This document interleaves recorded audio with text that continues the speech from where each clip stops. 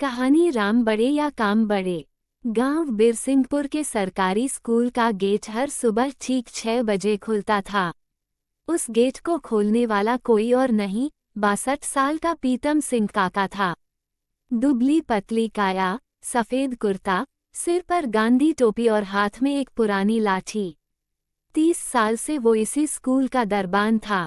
बच्चों के लिए वो सिर्फ चौकीदार नहीं था, वो सुबह की पहली घंटी था, वो टूटी चप्पल का मोची था, वो भूखे बच्चे का टिफिन था।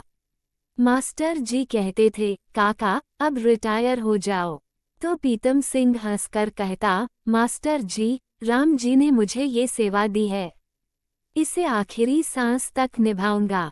उसके लिए स्कूल मंदिर था और बच्चे भगवान। पीतम सिंह का अपना घर स्कूल से 2 किलोमीटर दूर था। एक कमरे का कच्चा मकान। पत्नी 5 साल पहले गुजर गई थी। दुनिया में था तो सिर्फ एक बेटा मोहन। पीतम सिंह ने अपना पेट काटकर उसे इंजीनियर बनाया था, कर्ज लेकर। मोहन अब शहर की एक बड़ी कंपनी में मैनेजर था। उसकी शादी हो गई थी, एक 6 साल का बेटा अमन भी था। पीतम सिंह हर महीने थैले में गांव की मूली, अचार और ढेर सारा आशीर्वाद लेकर बेटे से मिलने जाता। बहू कहती, बाबा फोन कर दिया करो, पर पीतम सिंह कहता, बेटा फोन में हाथ का स्पर्श और आशीर्वाद की गर्मी नहीं आती। जिंदगी ऐसे ही चल रही थी कि एक दिन स्कूल से लेटर आ गया। सरकार का नया नियम, 60 साल के बाद कोई भी सरकारी कर्मचारी काम नहीं कर सकता। मेडिकल फिट नहीं है। हेडमास्टर जी ने पीतम सिंह का हाथ पकड़कर कहा, काका कल तुम्हारा आखिरी दिन है। ये सुनकर पीतम सिंह के पैरों तले जमीन खिसक गई। उसने कहा, मास्टर जी, 1 साल और दे दो, मैं इन बच्चों को छोड़कर कैसे जाऊंगा। ये मुझे काका कहते हैं। हेडमास्टर की आंखें भर आईं। बोले, काका कानून के आगे हमारी नहीं चलती, राम जी भी माफ करेंगे। उस रात पीतम सिंह स्कूल के गेट पर बैठा रहा। उसे लग रहा था जैसे उसकी माँ उससे छिन रही हो। अगली सुबह रिटायरमेंट थी। बच्चों को पता चला तो क्लास में सन्नाटा छा गया। छुट्टी के समय सब बच्चे पीतम सिंह के पैरों में लिपट गए। काका मत जाओ। पीतम सिंह ने सबको टॉफी दी और कांपती आवाज में कहा, मैं रो जाऊंगा, बस वर्दी नहीं होगी। घर आकर उसने अपनी वर्दी तय करके रख दी। अगले दिन सुबह 6 बजे उसकी आंख खुल गई। आदत थी, पर आज घंटी बजाने नहीं जाना था। वो छत पर बैठा राम जी की तस्वीर देखता रहा और सोचता रहा कि अब मेरा काम क्या है। 2 महीने ऐसे ही कट गए। खालीपन काटने लगा। फिर उसने सोचा कि चलो बेटे के पास शहर चला जाता हूँ, शायद वहाँ मन लग जाए। मोहन ने फोन पर कहा, आ जाओ पापा। पीतम सिंह खुशी खुशी एक थैला लेकर निकल पड़ा। शहर पहुंचा तो बेटे का फ्लैट देखकर दंग रह गया। एसी, बड़ा टीवी, सोफा। मोहन ने पैर छुए। बहू ने चाय पिलाई। पोता अमन दादा को देखकर खुश हो गया। पहले 3 दिन बहुत अच्छे निकले। पीतम सिंह ने अमन को रामायण की कहानी सुनाई। अमन पूछता, दादा राम बड़े थे या रावण। पीतम सिंह कहता, बेटा राम बड़े थे क्योंकि उनका काम बड़ा था।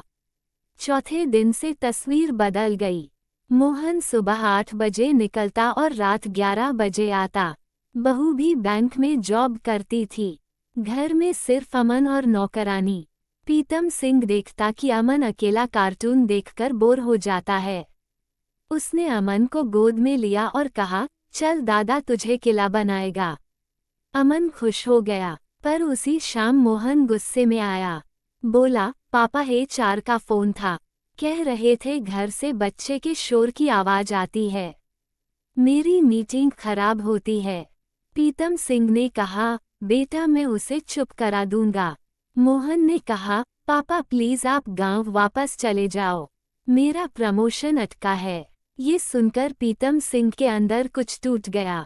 30 साल सेवा करने के बाद स्कूल ने निकाल दिया, और अब बेटे के घर में भी जगह नहीं। वो रात भर सो नहीं पाया। सुबह उसने चुपचाप गांव जाने का टिकट कटा लिया।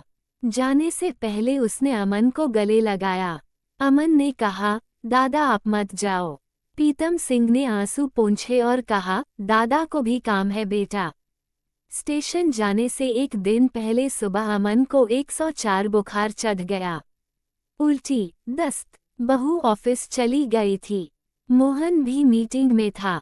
नौकरानी घबरा गई। पीतम सिंह ने 1 मिनट नहीं सोचा, गोद में उठाया और ऑटो से सीधा हॉस्पिटल। डॉक्टर ने कहा, डेंगू है, तुरंत भर्ती करो। पीतम सिंह के पास सिर्फ 22,000 थे। पेंशन के पैसे सब जमा कर दिए। 3 दिन तक वो हॉस्पिटल में रहा। अमन को दवाई पिलाना, सिर पर पट्टी रखना, रात भर जागना। खुद एक निवाला नहीं खाया। चौथे दिन मोहन और बहू आए। अमन खतरे से बाहर था। डॉक्टर ने कहा, अगर 2 घंटे लेट होते तो बच्चा नहीं बचता।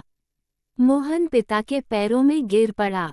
पापा मुझे माफ कर दो, मैं अंधा हो गया था। पीतम सिंह ने उसका सिर सहलाया और कहा, बेटा, खून का रिश्ता किसी भी काम से बड़ा होता है, पर काम को भी बेइज्जत मत करना। दोनों को साथ लेकर चलना। अगले दिन पीतम सिंह गांव वापस आ गया। उसने मोहन से कहा, तू अपना काम कर, मैं अपना काम करूंगा। गांव आकर फिर वही सन्नाटा। एक दिन हेडमास्टर आए। बोले, काका, स्कूल की पानी की टंकी लीक हो गई है, बच्चे प्यासे हैं, मिस्त्री 3 दिन बाद आएगा। पीतम सिंह ने कहा, मैं देखता हूँ। 62 साल की उम्र में वो धूप में 3 घंटे तक पाइप वेल्ड करता रहा। हाथ जल गया, खून निकल आया, पर शाम तक पानी आ गया। बच्चे खुशी से चिल्लाए, काका जिंदाबाद। रात को उसे तेज बुखार चढ़ आया। कमजोरी बहुत थी। पड़ोसियों ने डॉक्टर बुलाया। डॉक्टर ने कहा, इन्फेक्शन है, आराम करो। पीतम सिंह बिस्तर पर लेटा था। बुखार में उसे राम जी दिख रहे थे। वो बुदबुदा रहा था, प्रभु मैंने सेवा की, अब बुला लो। खबर मोहन को लगी। वो रातों रात फ्लाइट से आया। पिता का हाथ पकड़कर फूट फूट कर रोया। पापा आप ऐसे मत करो। पीतम सिंह ने आंखें खोली। बहुत धीमी आवाज में कहा, बेटा पास आ, सुन। मोहन ने कान लगाए। पीतम सिंह ने कहा, राम बड़े थे, इसलिए उन्होंने 14 साल जंगल में सेवा का काम किया। अगर काम बड़ा होता तो रावण भी पूजनीय होता। बेटा याद रखना, रिश्ते राम हैं और सेवा काम है, दोनों को अलग मत करना। इतना कहकर उसकी सांस थम गई। उसका हाथ मोहन के हाथ में था। गांव में मातम छा गया। अंतिम यात्रा में पूरा स्कूल चला। बच्चे आगे राम नाम सत्य है बोल रहे थे। अर्थी को कंधा देते समय हेडमास्टर ने कहा, पीतम सिंह ने हमें सिखाया कि राम भी काम से बड़े हैं और काम भी राम से बड़ा है, बशर्ते काम में राम जैसी नीयत हो। 13वीं के दिन मोहन ने ऐलान किया, आज से इस स्कूल का नाम पीतम सिंह सेवा विद्यालय होगा और मैं अपनी नौकरी छोड़कर यहीं बच्चों को पढ़ाऊंगा। 6 महीने बाद स्कूल का नया गेट बना। गेट पर लिखा था, यहाँ हर बच्चा राम है और हर शिक्षक पीतम सिंह। मोहन अब रोज सुबह 6 बजे घंटी बजाता है। वो हर बच्चे को मेरे लाल कहकर गले लगाता है। एक दिन अमन ने पूछा, पापा दादा कहते थे राम बड़े या काम बड़े? मोहन ने बेटे को गोद में लिया और कहा, बेटा जब काम राम के लिए किया जाए तो राम भी बड़े हैं और काम भी बड़ा है। तेरे दादा ने अपना काम पूजा समझकर किया, इसलिए वो आज भी हमारे साथ हैं। आज भी बिरसिंहपुर में लोग कहते हैं कि पीतम सिंह काका चले गए पर उनकी सीख नहीं गई। स्कूल के पीपल पर एक पट्टी टंगी है, उस पर लिखा है, राम ने राजपाट छोड़कर सेवा चुनी, पीतम सिंह ने सेवा चुनकर अमरता पाई। क्योंकि जिसके दिल में राम हो उसका हर काम मंदिर बन जाता है। और जब शाम को आखिरी घंटी बजती है तो लगता है जैसे हवा में कोई कह रहा हो, बच्चों लाइन में लग जाओ, ध्यान से जाना मेरे लाल मेरे बच्चों। @सुनील सिंघाग्र चैनल को सब्सक्राइब करें, वीडियो को लाइक करें और शेयर करें। वीडियो देखने के लिए धन्यवाद।